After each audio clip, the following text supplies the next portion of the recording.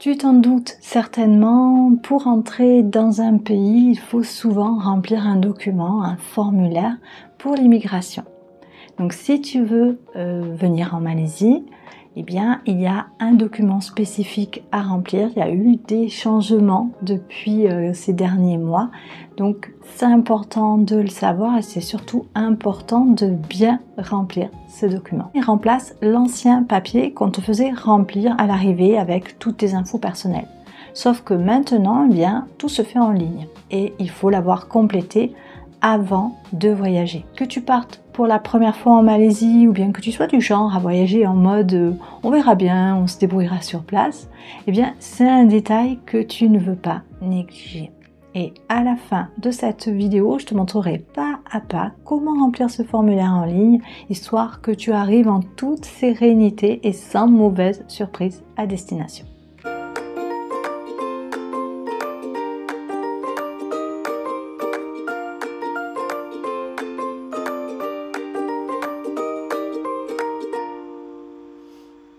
Alors, ce fameux document, c'est le Malaysia Digital Arrival Card. Concrètement, c'est un formulaire d'enregistrement en ligne à remplir dans les 3 jours précédant ton arrivée.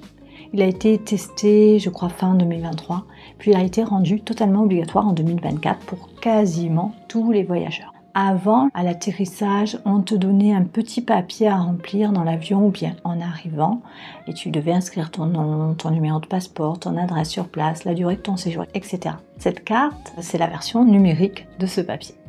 Il contient les mêmes informations, mais comme il est envoyé avant ton départ, il permet aux autorités de préparer ton entrée dans le pays. Dans les faits, il y a seulement 2 types de personnes qui n'ont pas besoin de ce formulaire. Il s'agit des résidents permanents en Malaisie et des détenteurs de passeports diplomatiques. Pour le reste du monde, eh bien, c'est obligatoire. Et comme on parle des formalités, pense aussi à vérifier que ton passeport, il est valide au moins 6 mois après ton arrivée, que tu as bien un billet de sortie du pays, que ce soit un billet d'avion ou d'un autre transport.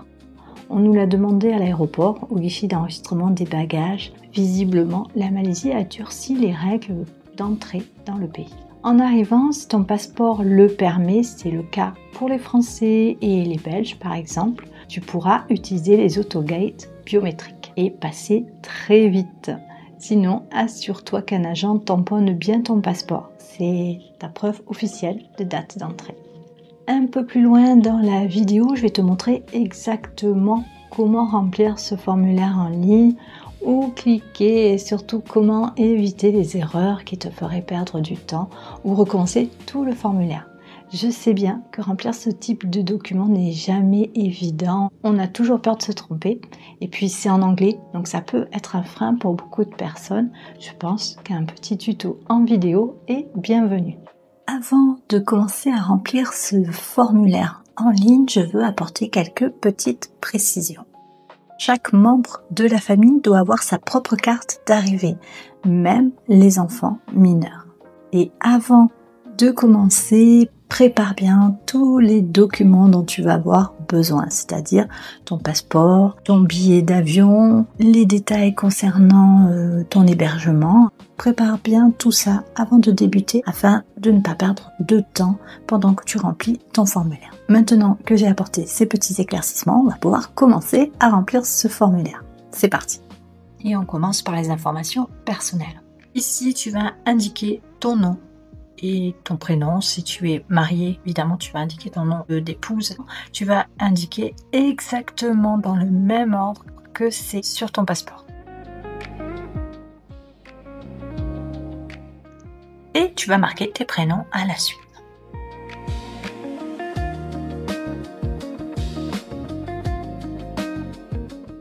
On passe ensuite à la ligne concernant le numéro de passeport. Si tu es française, français, tu tapes les 3 premières lettres et dans le champ déroulant, tu vas voir France, tu as juste à cliquer dessus. On passe maintenant à la date d'anniversaire. Alors le calendrier est un petit peu spécial. Ici, tu as le mois et l'année en cours. Tu cliques dessus. On commence par l'année. Alors, tu as par décennie, 2020, 2029. Donc, tu cherches la décennie qui concerne ton année de naissance, on va partir sur 1990-1999 et tu sélectionnes l'année de naissance. Ensuite, tu passes au mois de naissance, puis au jour. Et là, tu as ta date qui est inscrite. Tu vas indiquer si tu es un homme, une femme. Tu passes ensuite à la ligne concernant la date d'expiration du passeport.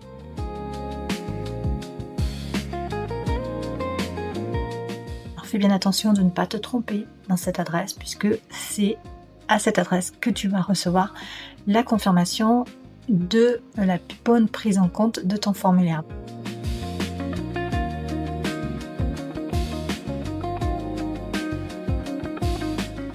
Alors choisis bien un email auquel tu peux accéder facilement. Ici, bien le code pour ton numéro de téléphone. Donc, si tu es en France, c'est 33. Ici, tu rentres ton numéro de mobile. Et maintenant, on passe aux informations concernant le voyage. On va indiquer la date d'arrivée. Au moment où je fais cette vidéo, nous sommes le 11 septembre. Donc ça me propose au niveau des arrivées le 11, le 12 ou le 13, puisque quand on fait ce document, on ne peut le remplir que dans les 3 jours qui précèdent ton arrivée. Donc, si tu arrives le 15 septembre, par exemple, tu vois bien que tu ne peux pas sélectionner, donc tu vas devoir attendre le 13 pour pouvoir remplir ton formulaire.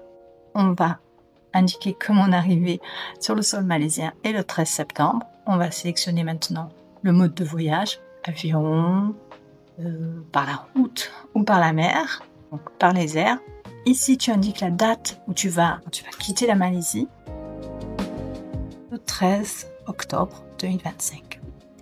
Ici, tu vas indiquer le dernier pays où tu te trouvais avant d'embarquer pour venir en Malaisie.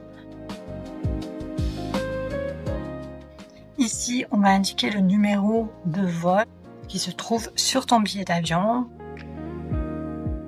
Est-ce que tu vas loger dans un hôtel, un Airbnb par exemple? Donc on va sélectionner ce champ.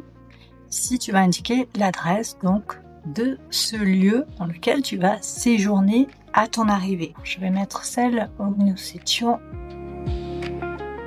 En notre cas, c'était Selangor.